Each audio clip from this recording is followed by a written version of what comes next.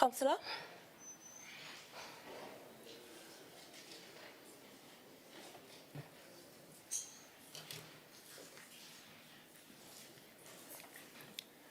Thank you, Madam Presiding Officer, for the opportunity to contribute to this motion.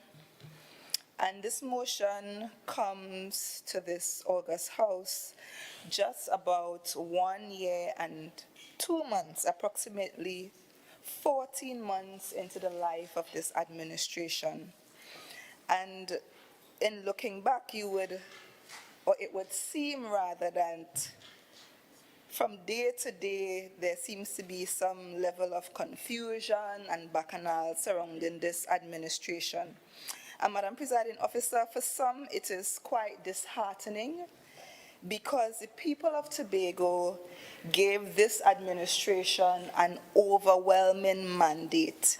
They had high expectations, and now they are disappointed with what is passing for governance. And Madam Presiding Officer, we sat here and we listened, speaker from speaker to speaker. And what I want to remind this administration is that the people adjudicated on the People's National Movement, the PNM, on December 6th, 2021. And they gave them an overwhelming mandate to govern the island's affairs. And so to hear speaker after speaker speak about what the PNM did, one speaker in particular would have given us a lesson on procurement, and this was not what this administration promised on the campaign trail. They promised to fix it. They gave the people great hope. And back then, while they were on the campaign trail, everything that the PNM did wrong, they promised to fix it. But as I listened to those opposite, it would seem as if what they promised to fix, they now, or what they condemned back then, is now okay now, since they are comparing themselves, and they even want to do in some instances worse than what they condemned the PNM for. Madam Presiding Officer, I want to also remind this administration that they now have the responsibility for governance on the island. It is not a blame game, but taking responsibility for the management of Tobago and making Tobago's people's business a priority. You promised to deal with bread and butter issues. You promised to put people before party politics. You were up and down the place all over Tobago talking about and signing what you called a social contract between the citizens of the various electoral districts and their candidates. In the contract, Madam Presiding Officer, it spoke to integrity in public office. It spoke to good governance. You gave a commitment to lead with diligence and honesty and to have a zero tolerance on corruption, nepotism, and wastage. You also gave a commitment to responsibly use state resources and privileges.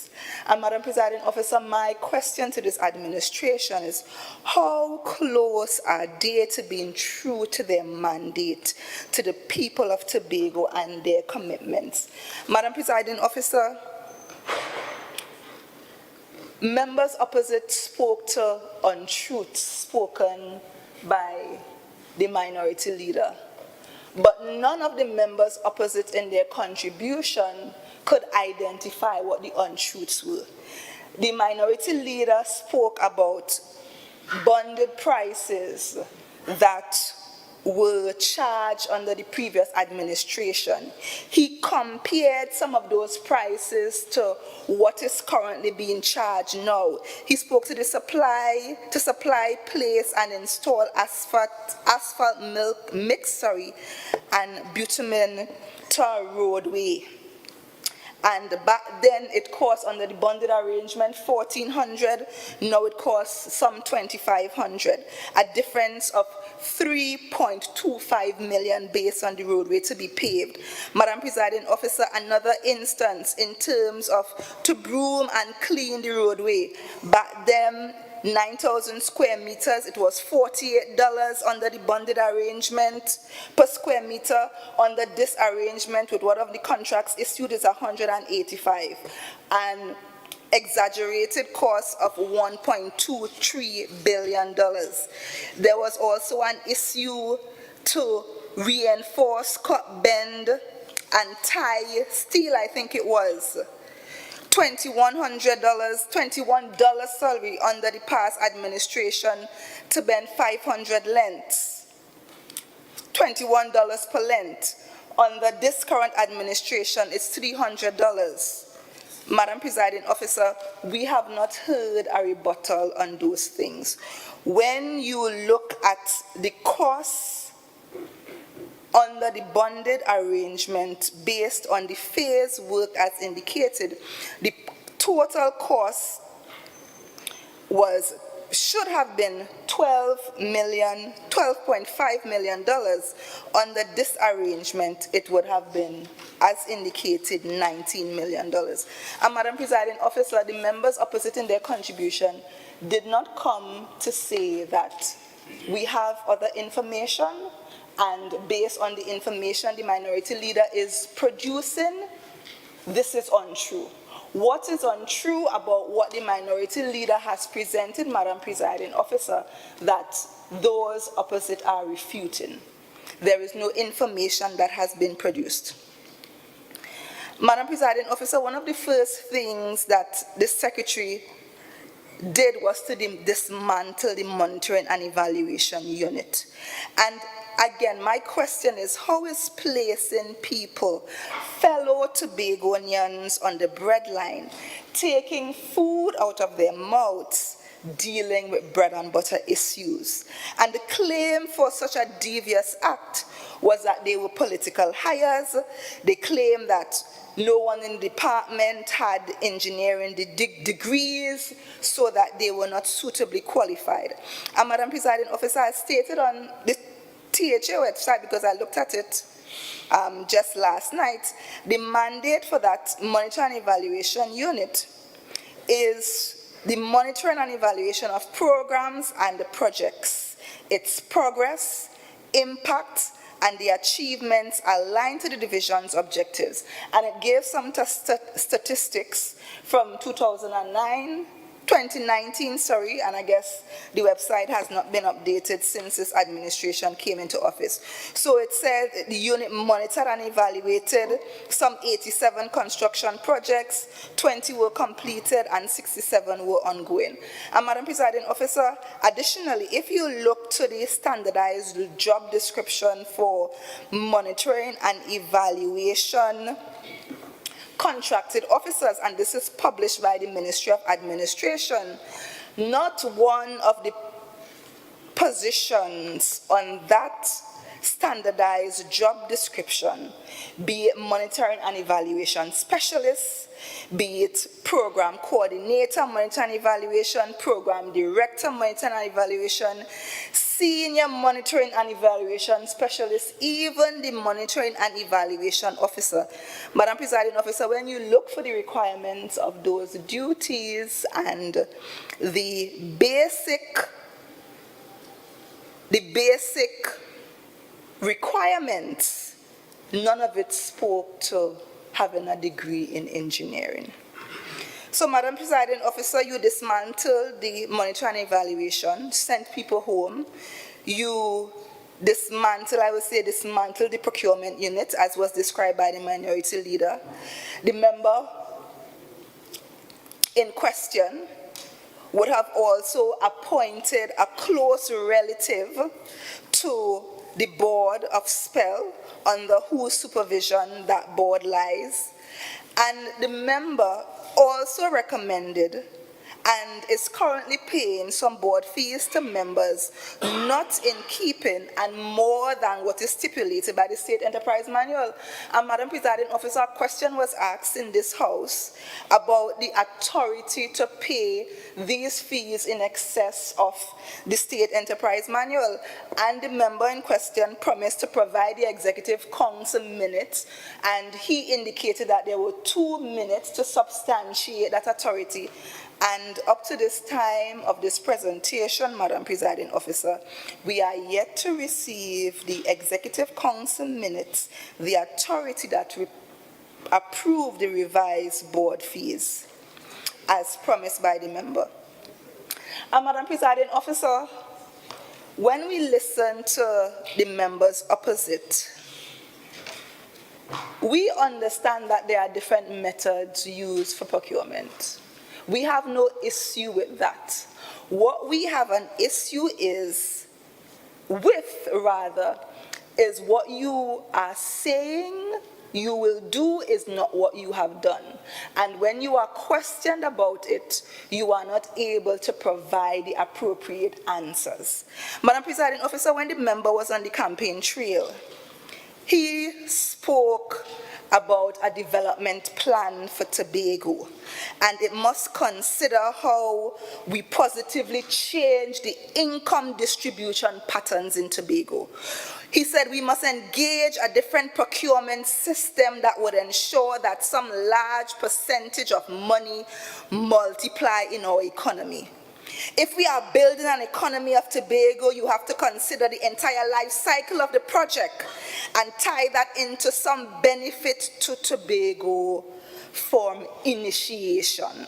The member also went on to speak about him tendering for some project and he was unsuccessful to a P&M financier and a P&M financier from Trinidad. So, Madam Presiding Officer, the member had an issue with that while he was on the campaign trail, but now that he is a representative and the secretary of a division, there is no longer a problem with that. So he went on to say that we are voting to build another economy, and he admonished that we have to put a stop to that. On another program, Madam Presiding Officer, while the member was on the campaign trail again, and this time it was a black table talk, the member said that if you are in Tobago, you are not producing any construction material, and any piece of material you purchase, whether it's from a Tobago hardware or not, is not building an economy. It's not building an economy elsewhere. It is not multiplying here. What multiply from that spend, if you buy it from a Tobago hardware, is the markup they put on.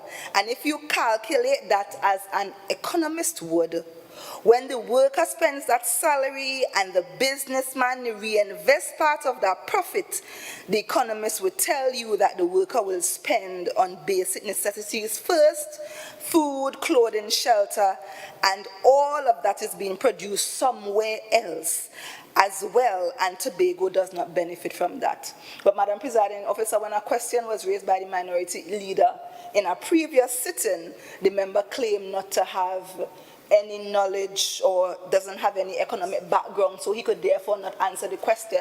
But while he was on the campaign trail, he was able to provide this information as economists would.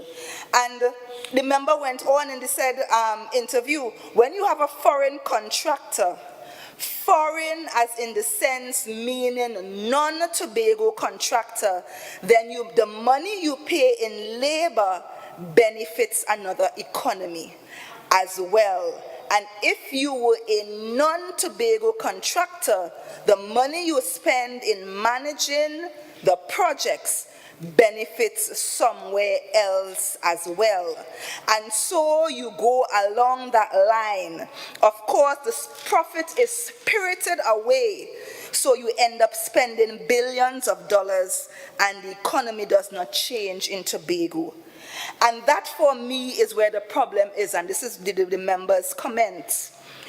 When you have a strategic intent, he went on to say it is not a lack of capacity, because after 20 years you can't argue that. When you have a strategic intent to procure construction services outside of Tobago, then you have a strategic intent to build another territory, in this case Trinidad. Madam Presiding Officer, these are not my words. Is he racist? Yeah? These are not my words, Madam Presiding Officer. You fast forward now to 2023, and the said member, in another capacity, Assemblyman and Secretary of Infrastructure, with general direction and control for the division, as outlined in Section 37(1) of the THA Act.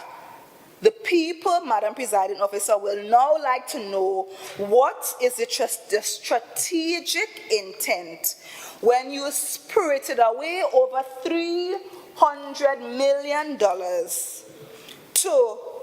of purported emergency work, the entire development program budget for fiscal 23.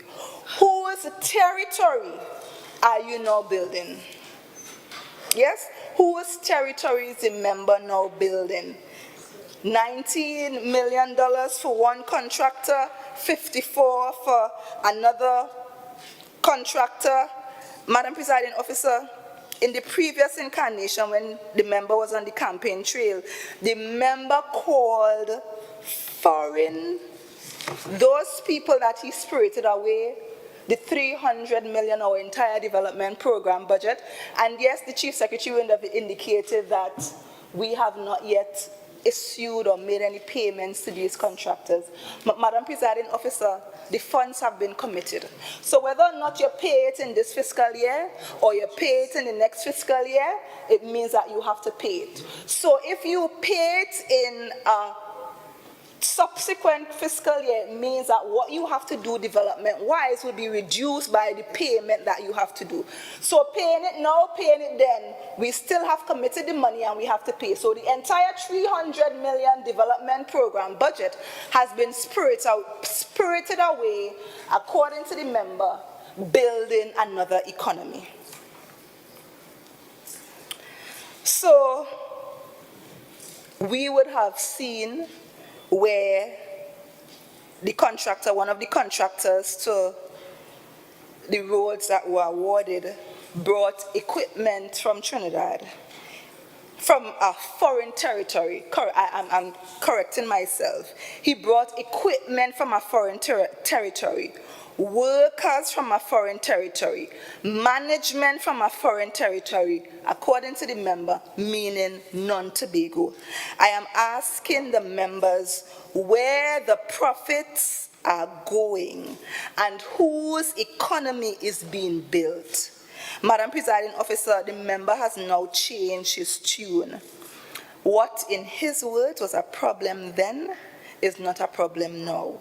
He's now saying that it matters not who obtained the contracts, it matters not whose economy is being built, and it matters not that it is at the expense of the Tobago economy.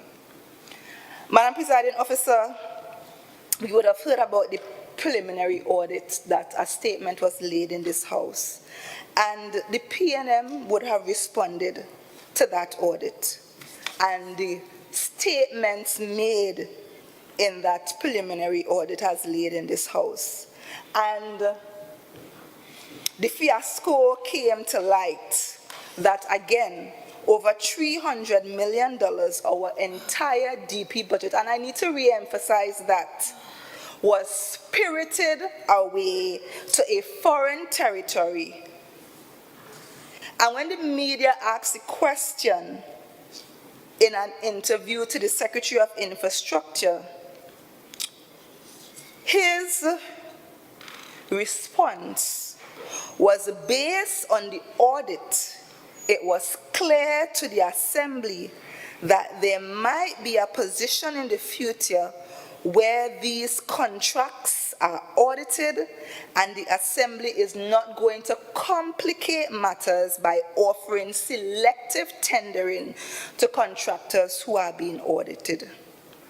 He went on to say that the Assembly need to demonstrate that they have an understanding of the history, and especially the recent history, and so the criteria developed will determine who contractors are selected. So in one breath, good afternoon, everyone. Please note that cell phones aren't allowed in this house.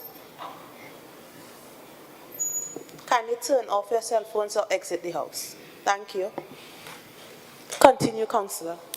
Thank you, Madam Presiding Officer. So in one breath, you are saying that you would not offer selective tendering to contractors being audited. And in another, you are inviting one of the said contractors under the audit to tender. So, Madam Presider, what are we doing? Are we not inviting those persons to tender, or are we? So your actions and your words does not align. Madam Presiding Officer, the member also condemned the process of the previous administration, where the Executive Council approved a list of contractors and went on to describe the process that this administration would have engaged in.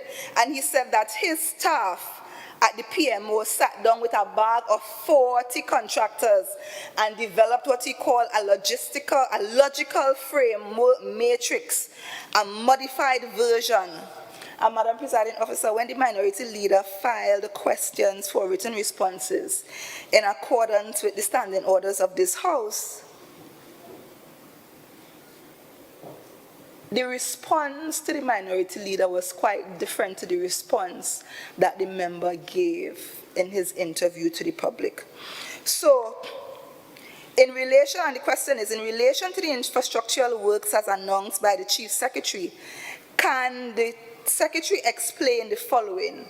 The tendering process utilized to identify the 40+ contractors, which the member spoke about in his interview, a list of the 40+ contractors that he indicated participating in the process.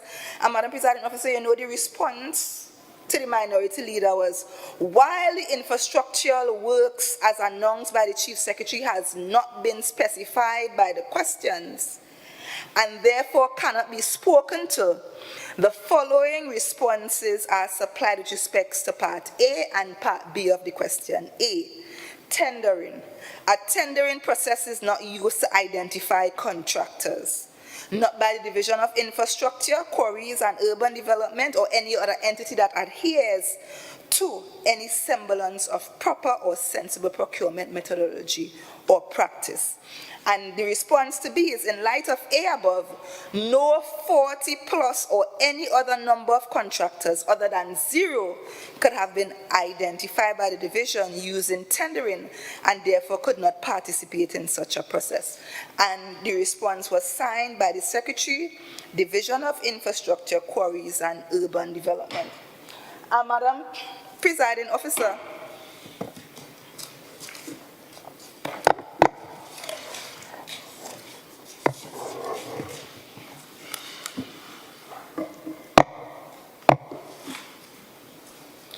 Madam Presiding Officer, based on the response to that question, and because we were not satisfied with the response by the Secretary of Infrastructure, we filed another question. The minority leader filed another question, and this was question 39 on the order paper at the 12th sitting. And the member said that the roads were not specified, so this time around, the minority leader specified the roads.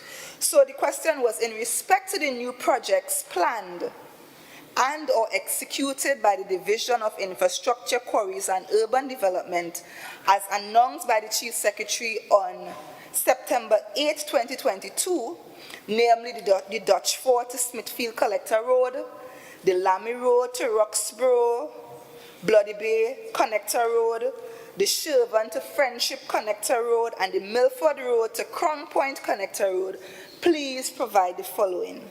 a description of the procurement process utilized by the division in the selection of contractors, and subsequent award of contracts.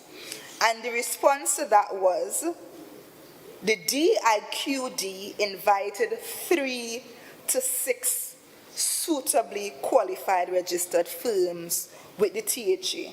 And Madam Presiding Officer, I guess the 40-plus bag of contractors went out the door. These firms obtained the required tender documents from the DIQD, attended site visits, and submitted their bids by the closing date.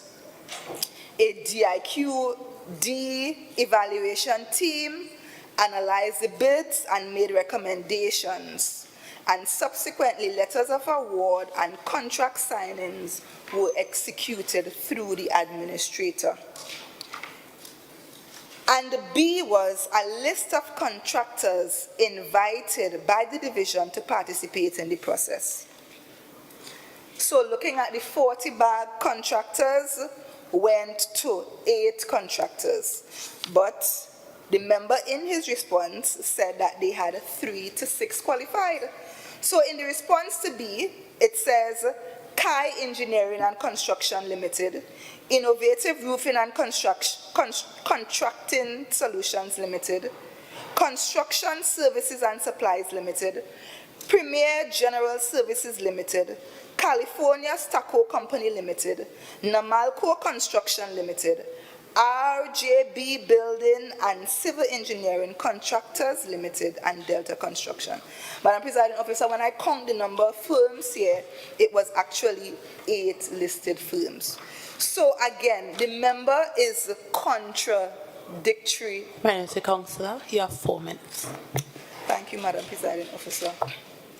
And Madam Presiding Officer, before I conclude, what I want to do is to again remind this administration about its commitment to the people and their social contract to lead with diligence and honesty, and to have zero tolerance on corruption, nepotism, and wastage.